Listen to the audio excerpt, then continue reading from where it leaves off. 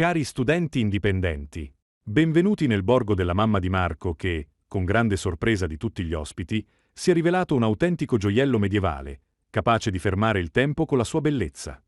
C'erano Franca e il suo fratello gemello Lorenzo, Vincenzo e Maia, diventati una splendida coppia anche grazie a Franca e Marco, e Viola, che un giorno aveva accettato l'invito a cena con loro e, da quella sera, era entrata a far parte del gruppo, come se fossero stati amici fin dall'infanzia. Marco era nato e cresciuto a Santo Stefano di Sessanio, tra pietre antiche e silenzi che profumavano di montagna. Nessuno, nemmeno lui, si aspettava che un giorno quelle stesse stradine avrebbero accolto i suoi amici come in un abbraccio di famiglia. Ma Marco non se ne intendeva di cucina italiana.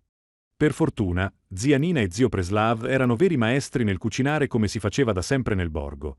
Antipasti freschi preparati con le verdure dell'orto, le celebri lenticchie di Santo Stefano di Sessanio cotte lentamente, e carne rosolata al punto giusto, che profumava l'aria già dal vicolo. Era mattina, a Santo Stefano di Sessanio. Tutti erano usciti per fare colazione, e solo Viola e Lorenzo avevano deciso di restare a casa. All'inizio il piano era semplice: dare una mano con la cena. In realtà quello che volevano davvero era scoprire se se ne intendevano delle stesse cose. E lo scoprirono presto. Lorenzo, programmatore di modelli linguistici, raccontava di come passasse ore a smontare e ricostruire reti neurali. Viola, con la stessa luce negli occhi, parlava delle lezioni di italiano avanzato che creava per stranieri usando ChatGPT 4.0. Ma quella mattina li aspettava una novità che li lasciò a bocca aperta. Il loro amato assistente non era più lo stesso.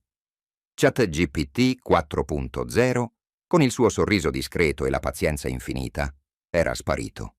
Al suo posto, un nuovo sovrano digitale, ChatGPT 5. Il re è morto. Lunga vita al re, disse Lorenzo.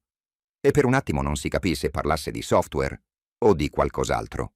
Quando Lorenzo e Viola si misero ad aiutare con la tavola, fu subito chiaro. Viola se ne intendeva di creare un'atmosfera perfetta, disponendo piatti e fiori con naturale eleganza, e Lorenzo se ne intendeva di vino, scegliendo la bottiglia giusta con un gesto sicuro. Insieme formavano una coppia bellissima e potente. E allora, perché nessuno si era accorto prima di quanto fossero sottili e intelligenti, pieni di gioia ed energia? Segue la coniugazione del verbo pronominale intendersene nei tempi dell'indicativo presente, passato prossimo e imperfetto. La voce è quella di ChatGPT 5. Certo, ti preparo la coniugazione di intendersene nei 3 tempi che mi hai chiesto, e ogni forma sarà dentro una frase semplice, così è più facile da ricordare. Indicativo presente, persona, forma, frase. Io me ne intendo di storia dell'arte. Tu te ne intendi di computer. Lui, lei se ne intende di cucina italiana.